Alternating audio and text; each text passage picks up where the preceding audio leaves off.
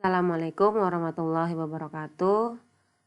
Alhamdulillahirrabbilalamin. Kita berjumpa kembali untuk membahas materi selanjutnya dari materi yang sebelumnya mengenai sistem reproduksi pada tumbuhan. Semoga kalian pada sehat semua ya, sehingga bisa mengikuti pelajaran kali ini. Oke, pembahasan kita kali ini adalah mengenai sistem reproduksi pada hewan. Seperti pada tumbuhan, sistem reproduksi pada hewan ini juga dibagi dua, ada dua cara. Masih ingat pada tumbuhan juga ada dua cara ya. Yang pertama secara seksual, ingat seksual artinya apa? Ayo, secara seksual yaitu artinya secara kawin. Kalau kawin berarti butuh jantan sama betina sehingga induknya ada dua. Yang kedua terjadi secara aseksual. Ibu udah bahas ada kata A di sini, ada huruf A di sini yang menunjukkan artinya adalah tidak. Seksual tadi artinya kawin, A tidak berarti aseksual artinya tidak kawin. Kalau tidak kawin berarti induknya cuman satu, tidak membutuhkan dua induk. Oke. Nah, yang kita bahas pertama kali adalah mengenai perkembangbiakan aseksual, artinya tidak kawin. Ternyata hewan itu ada juga ya yang nggak pakai kawin dan tapi menghasilkan anak. Caranya gimana? Yang pertama, ingat. Yang pertama dengan tunas hewan, tapi ada tunasnya. Tunas bukannya pada tumbuhan ya?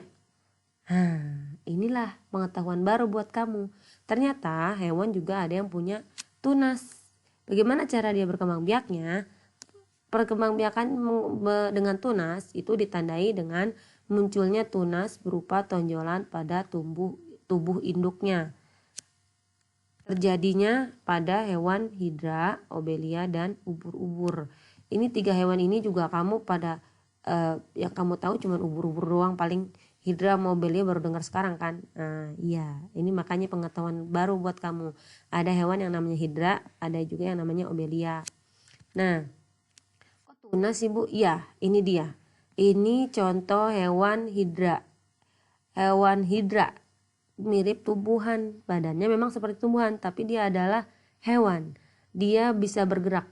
Ini namanya tentakelnya. Tentakelnya ini digunakan untuk bergerak, mengambil mangsa, untuk dia makan. Ini dia adanya di dasar laut. Makanya kamu jarang melihat hewan ini ya. Cara dia berkembang biak cukup dengan dia akan menonjolkan bagian tubuhnya. Kemudian tonjolan ini akan berubah menjadi tunas. Nah, tunas ini kalau sudah umurnya dia akan memisahkan diri dari induknya atau putus dari induknya dan membentuk individu yang baru. Yang kedua yaitu ini gambarnya. Kamu tahu ya, ini gambar ubur-ubur. Oke. Secara aseksual hewan itu yang pertama dengan tunas. Contohnya hidra. Ibu singkat ya. Yang aseksual yang pertama dengan tunas, contohnya hidra. Oke, lanjut.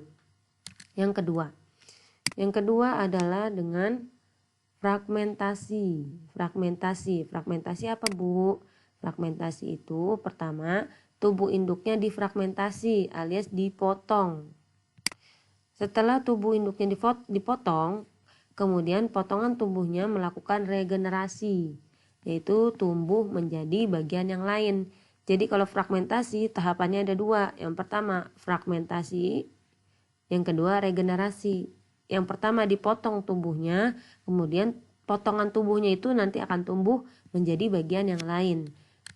Hal ini terjadi pada hewan seperti cacing planaria dan cacing pita. Oke, ini gambarnya. Geli ya, bagi yang geli. Ini ada matanya, kamu cukup potong aja nih dia pakai pisau. Ini menjadi 1, 2, 3, jadi ada 4 bagian ini. Nanti yang ini akan membentuk sampai ekor lagi. 1. Ini bentuk mata sama ekor lagi. 2. Ini bentuk mata sama ekor lagi. 3. Ini bentuk mata sama tubuhnya. Jadi kalau kamu potong dia jadi 4 bagian, maka dia bukannya mati, tapi dia akan menjadi 4 individu baru nih. Pertama kamu potong, ntar dia akan lama-lama akan menjadi individu yang utuh gitu. namanya fragmentasi. Contohnya cacing planaria. Yang pertama tadi ingat, tunas contohnya hidra. Yang kedua fragmentasi contohnya cacing planaria. Nah ini proses pemotongannya. Kalau kamu potong melintang begini dia akan jadi 2. Arah manapun kamu memotongnya dia akan menjadi individu baru, bukan mati ya. Kalau kamu potong begini nanti yang ini akan jadi 1. Kamu potong begini doang tanpa putus, nanti dia yang ini jadi, ini palanya udah jadi yang ini terjadinya kayak gini. Oke. Nah yang ketiga adalah partenogenesis. Apa itu partenogenesis? Partenogenesis adalah perkembangan sel kelamin betina menjadi individu baru tanpa pembuahan. Ingat, ada sel kelamin betina tapi tanpa pembuahan. Tanpa pembuahan artinya tidak dibuahi oleh si jantan, jadi betinanya doang. Biasanya terjadi pada hewan lebah, semut, kecoa, kutu air. Nah, pada lebah nih ada yang namanya lebah ratu. Lebah ratu ini yang menghasilkan keturunan ya. Ratu berarti betina, betina berarti menghasilkan sel telur. Jadi lebah ini dia perkembangbiakannya ada 2, bisa secara seksual, bisa secara aseksual. Kalau sel telur ini ketemu sama si jantan atau sperma, maka akan menghasilkan lebah betina. Pasti hasilnya adalah anaknya betina. Tapi kalau sel telur ini dia tidak ketemu sama jantan, maka dia otomatis sel telurnya akan berubah menjadi lebah yang jantan, bukan yang betinanya.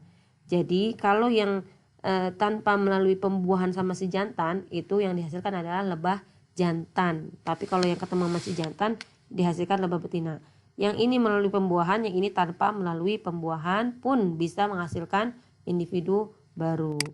Yang ini adalah gambar kutu air. Dia punya telur sendiri, nanti dia akan menghasilkan individu yang baru lagi. Jadi untuk perkembangbiakan aseksual itu ada 3 yang nggak kawin ya. Yang pertama tunas itu hidra, yang kedua fragmentasi cacing planaria, yang ketiga partenogenesis, contohnya adalah lebah, semut, kecoa. Oke, ibu ulang-ulang kenapa? Karena nanti akan ada pertanyaan. Oke, lanjut. Perkembangbiakan secara seksual sekarang. Tadi yang aseksual, sekarang yang secara seksual alias secara kawin. Kalau kawin berarti harus ada 2 induk. Oke. Berdasarkan pertemuan antara sel telur dan sel sperma dalam kurung fertilisasinya atau pembuahan, perkembangbiakan seksual dibagi 2, yaitu fertilisasi internal. In artinya apa bahasa Inggrisnya? In artinya di dalam, berarti pertemuan ovum dan sperma terjadi di dalam tubuh betina. Jadi kawinnya dia di dalam tubuh, dimasukin lah ya. Yang kedua contohnya itu ya kucing, sapi dan lain-lain. Kalau yang internal itu banyak. Yang jarang terjadi adalah yang secara eksternal. Tadi kalau in artinya di dalam, kalau X ingat exit. Nah, itu dia. Ingat ya. Kalau X berarti artinya di luar. Terjadi di luar tubuh induk. Pertemuan sel telur sama spermanya terjadi di luar tubuh induk. Contohnya adalah terjadi pada hewan yang biasanya hidup di air seperti ikan. Kalau ikan itu berarti yang ceweknya naruh di mana itu sel telurnya, nanti yang jantannya datang membuahi sel telur itu yang sudah di luar tubuh induk ceweknya. Jadi fertilisasinya di luar. Kalau yang suka main ikan tahu dah. Kalau ikan itu dia enggak kawin kayak kucing atau sapi, dia di luar naruhnya. Oke. Lanjut, perkembangbiakan seksual juga kalau seksual berarti kan ada jantan, ada betina. Yang kamu tahu kan kalau jantan sama betina pada hewan ya. Pada hewan maka akan menghasilkan telur atau anak. Nah, waktu SD pernah dijelasin kan kalau hewan yang berkembang biak secara bertelur namanya apa ayo? Masih ingat gak? Dinamakan dengan ovipar. Kalau yang berkembang biak secara melahirkan dinamakan dengan vivipar, atau yang keduanya bertelur dan melahirkan namanya ovovivipar. ovipar. Oke.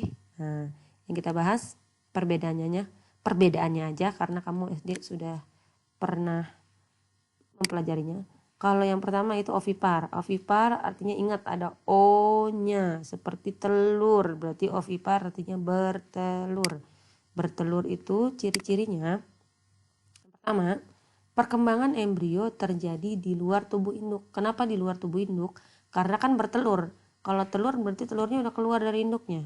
Jadi dia terjadi di luar tubuh induk.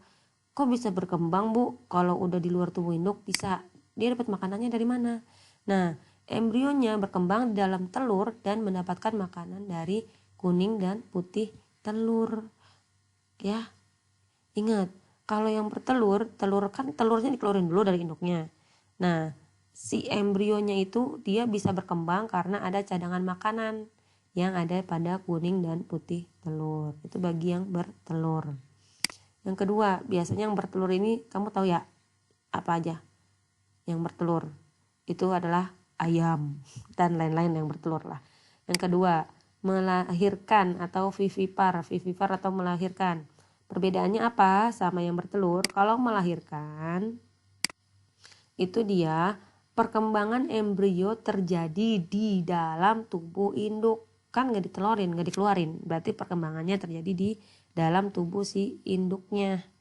Nah, dapat makanannya dari mana? Sama kayak pada manusia, embrio berkembang di dalam tubuh induk dan mendapatkan makanan dari induknya melalui plasenta kayak manusia ya. Dapat makanannya melalui plasenta sehingga bisa berkembang menjadi besar. Kalau yang di telur karena di luar tubuh induk, cadangan makanannya dia dari kuning dan putih telur. Kalau yang melahirkan dari induknya melalui plasenta. Bagaimana kalau yang keduanya, Bu? Nah, yang keduanya, ovovivipar, bertelur dan melahirkan. Nah, kalau bertelur dan melahirkan ini, karena ada dua caranya. Caranya gimana sih? Yang pertama, embrio berkembang di dalam telur yang ada di dalam tubuh induk. Jadi di dalam tubuh induknya kan ada telur. Telurnya tuh nggak dikeluarin. Berbeda sama yang bertelur. Kalau bertelur, telurnya dikeluarin dulu.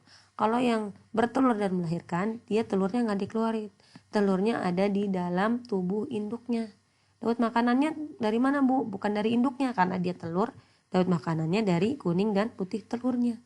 Kalau dia udah cukup umur masih dalam tubuh induk, nanti telurnya netasnya di dalam tubuh si induk. Setelah cukup umur, telur menetas di dalam tubuh induk. Kalau udah menetas, barulah selanjutnya embrio tersebut dilahirkan. Jadi telurnya di dalam tubuh induk, menetas di tubuh induknya baru dilahirkan. Makanya dia namanya ovovivipar, bertelur dan melahirkan. Contohnya hewannya apa? Contohnya terjadi pada ular. Oke, bisa paham perbedaannya ovipar, vivipar sama ovovivipar ya? Mudah-mudahan dipahami. Lanjut. Nah, ini dia yang sering keluar di ulangan.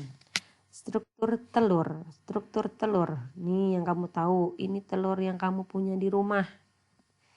Ini ya animasinya lah. Nah, ini ada putih telur, nama lainnya albumin. Kalau ntar ada yang nulis putih telur nama lainnya albumin.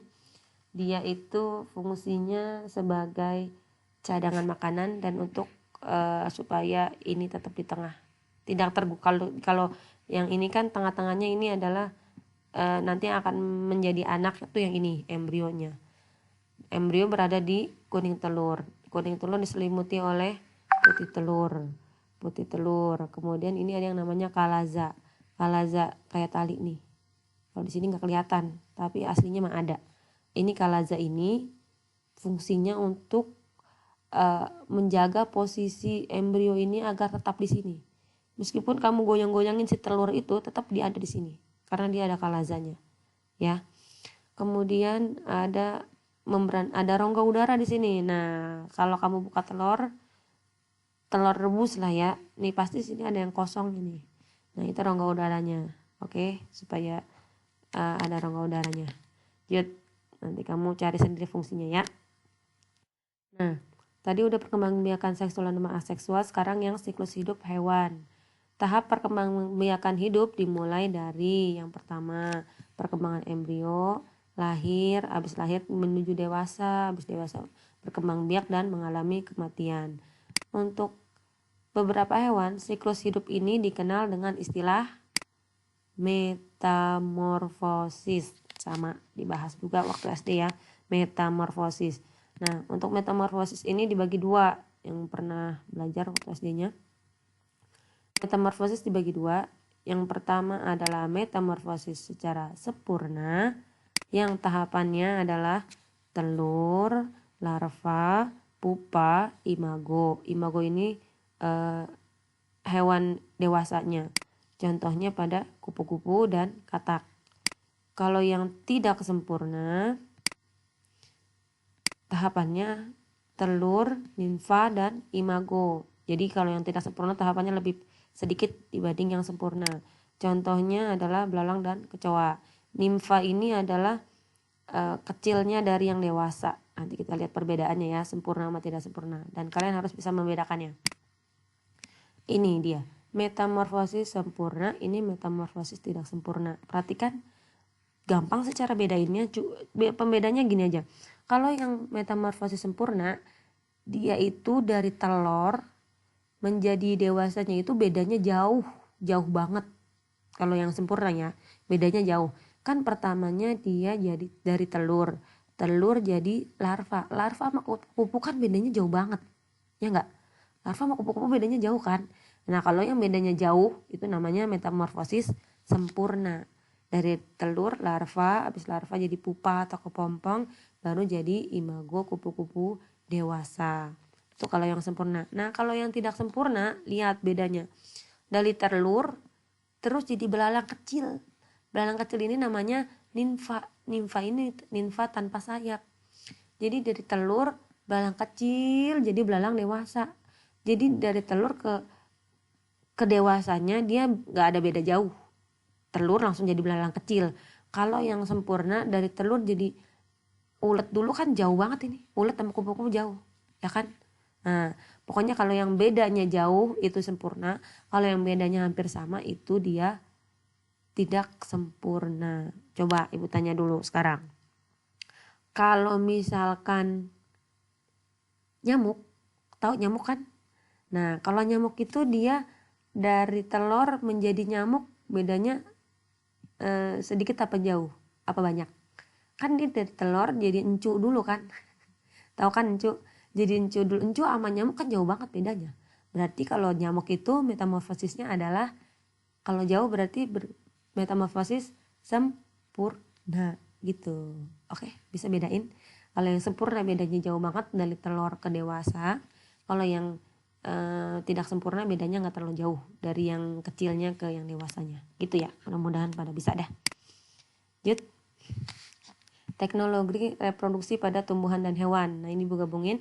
Teknologi reproduksi pada tumbuhan ada 3, hidroponik, vertikultur, kultur jaringan. Teknologi reproduksi pada hewan ada 2. Yang pertama inseminasi buatan pada sapi dan cloning pada domba. Yang ini tidak ibu jelaskan. Kenapa? Karena ini adalah tugas kalian berikutnya. Oke. Ini contoh tugasnya. Contoh tugasnya misal ibu back dulu ya. Jadi ini ada 1, 2, 3, 4, 5. Kamu pilih salah satunya, terserah yang mana maunya. Misal ibu ngasih contohnya, ibu pilihnya yang cloning. Nah, yang kamu harus cari, cukup kamu cari nama percobaannya, berarti kamu pilihnya apa? Tujuannya apa? Tujuan percobaannya itu apa? Tujuan cloning itu apa? Nah, kamu cari langkah-langkah percobaannya, kamu cari hasil percobaannya, kamu cari baru, dan kamu cari gambarnya. Gambarnya boleh ditempel, digunting, ditempel di buku, boleh, atau kamu bikinnya dalam soft copy di Word, boleh ya, yang penting kirim ke ibu. Kirimnya nanti di KI 4 ya. Nah, di KI 4 pokoknya yang kamu buat adalah tujuan percobaan, langkah-langkah percobaan, dan hasil percobaannya apa sama gambarnya. Pilihannya yang ini tadi, 1, 2, 3, 4, 5, terserah kamu pilih yang mana. Oke, ini adalah nilai keterampilan. Nanti kamu uploadnya di KI 4. Ingat, ibu kasih waktunya 2 hari, 3 hari malah. Kamis, Jumat, Sabtu. Masih ada juga yang gak ngerjain. Keterlaluan. Oke, gitu aja dari ibu. Semoga kalian paham. Kalau gak paham lah ditonton lagi dah videonya. Makasih ya. Assalamualaikum warahmatullahi wabarakatuh.